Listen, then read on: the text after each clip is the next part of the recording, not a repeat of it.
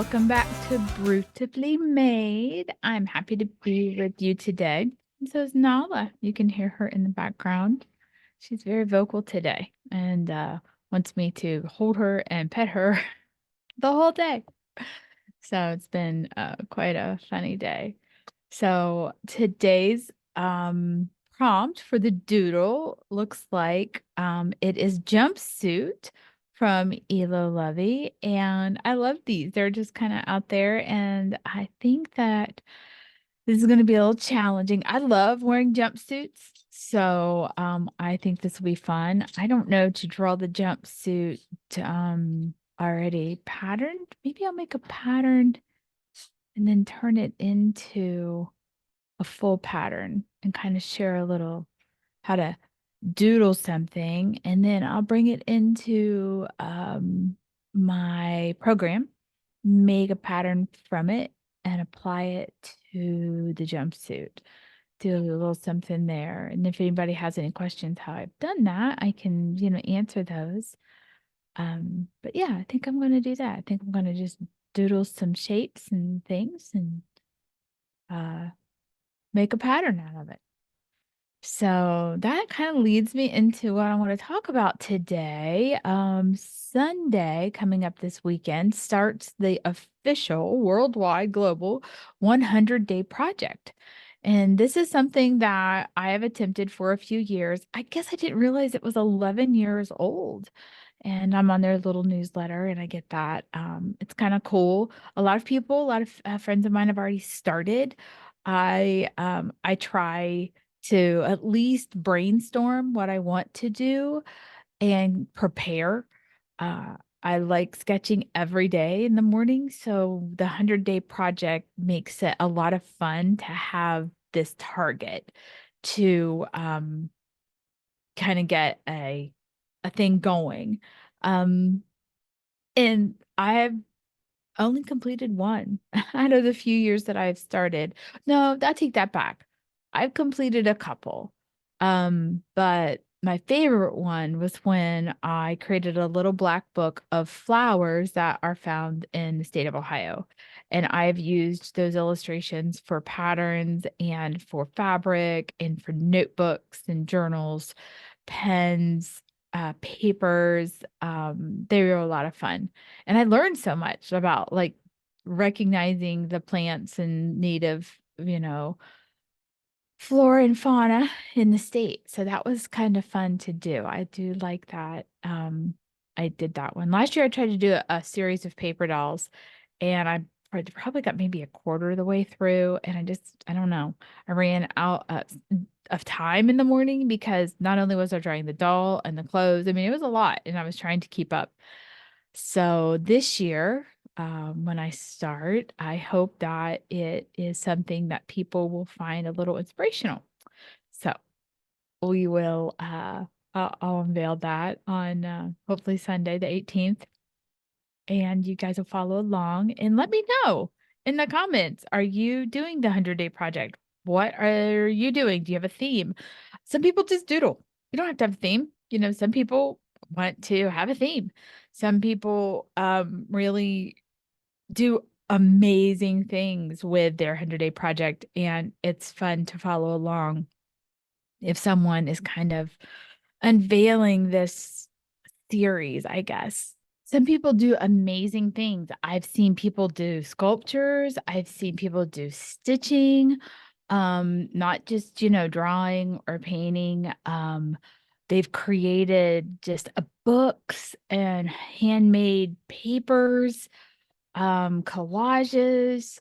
I love, following along because it just is so interesting to see what somebody can stick with for 100 days. And like I said, sometimes you don't. I know I have ended a couple times that it was too much and I couldn't keep up. And you don't want it to become a burden. You still want it to stay creative and you still want to enjoy doing it. So that's really important to keep that thought. Don't let it turn into pressure. Things like art challenges are supposed to kind of get your creative juices going. And so it shouldn't turn into this big pressure filled thing where you're not able to get anything else done because you're, stuck on a prompt. It's supposed to kind of give you a little direction, but inspire you. So, please don't make it daunting and don't feel like a failure if you do not complete, because you're not at all. It's just kind of a neat thing to follow.